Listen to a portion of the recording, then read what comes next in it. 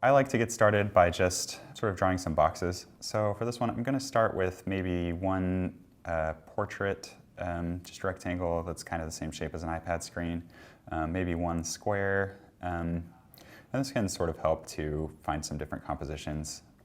So this little S up here at the top left of the screen, if you tap that, it lets you select things. You can freeform draw, you can tap to create straight lines, and you can mix and match those all you want. So what I'm doing is I have the selection tool active. I'm just going to select this whole area. You just draw around it, and then I'm going to tap the move and transform tool up here, which is like the little mouse cursor. And then I'm just going to move these into the middle. So I just like to keep things kind of clean that way. So I'm going to rename this layer thumbnails. Thought I had done that, but I guess I lost that somehow. And then just delete this extra layer down here. And then because I might end up changing my mind about the frame size, or maybe I might want to move things around within the frame a little bit, I like to create another layer underneath that. So I actually might rename this to just templates, and then name this thumbnails underneath. A lot of the time when I'm doing this, because I want sort of a dynamic pose or something, I'm going to draw some sort of character, right? I already know that. But I like to just sort of get started with a squiggle of some kind. And so this is looking kind of like a leg shape to me, and you can kind of come in the back and just sort of make that more obvious. And a lot of the time, I'll probably have a lot of false starts on this as I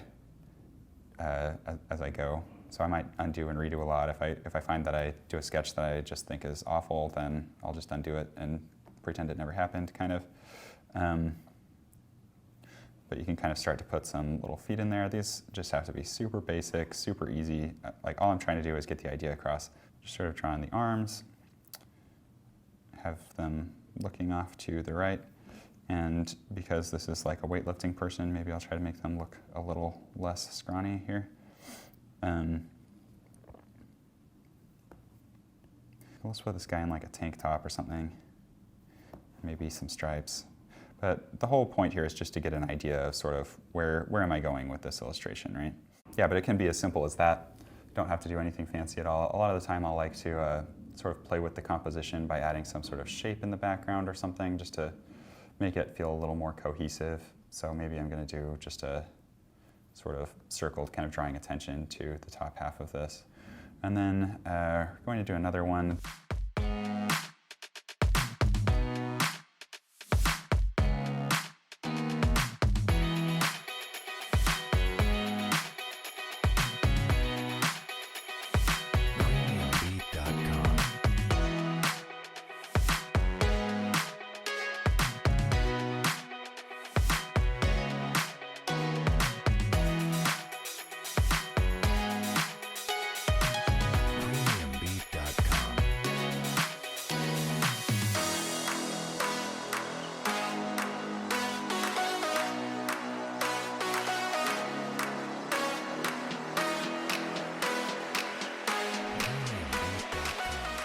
So I've got my 3 sketches all ready to go. So now I'm just going to look at these, and I think I really like the second one best. So I'm going to show you how I would take that second sketch and just put it on another canvas to get started on working out the details a little bit better for a full sketch. To do that, I'm going to select that, or get that selection tool again. And notice I made this one a square, so I'm going to want a square canvas, and then I'm just going to select this entire thing, just draw around the outside of it, tap again to finish that selection, and then I want to make sure I'm on the right layer that has the actual image on it, and it looks like I am on that thumbnails layer.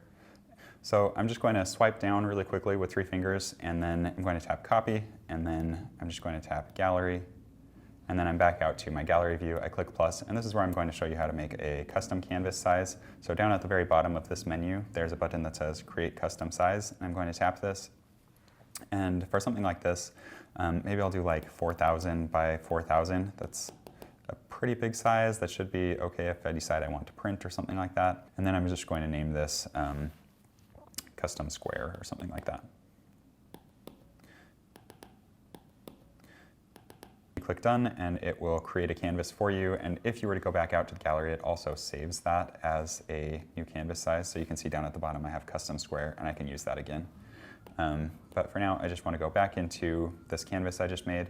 And then again, I'm going to swipe down with 3 fingers and then just tap paste. And you can see that pasted my tiny little thumbnail from before. And I could just drag this out to resize it.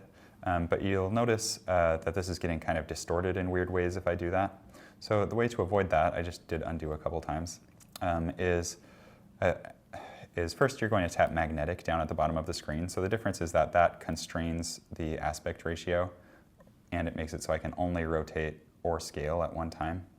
Instead of, if it's freeform, I can do any and all of those things and just do whatever I want with it. But magnetic for this is going to be better. And then there's this little button at the bottom of the screen that's kind of 2 arrows pointing out from each other. If you tap that, it will bring it up to, it will just automatically size it to the same size as your canvas. And depending on whether you have magnetic or freeform selected, that's going to resize it differently. So if magnetic is selected, it will make sure it fills the entire canvas and it cuts off a little bit of the art potentially.